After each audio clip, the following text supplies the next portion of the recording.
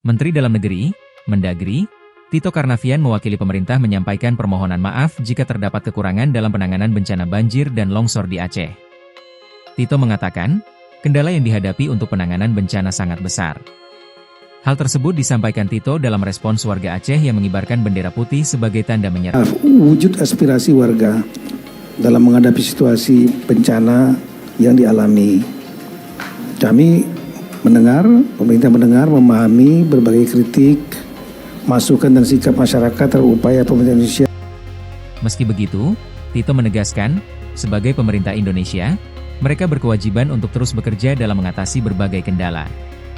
Dia juga memastikan pemerintah akan terus memperbaiki kinerja dan secepatnya memenuhi kebutuhan darurat di Aceh, Sumut, dan Sumbar. Bendera putih berkibar di sejumlah ruas jalan di Aceh sebagai simbol kondisi darurat yang kian parah.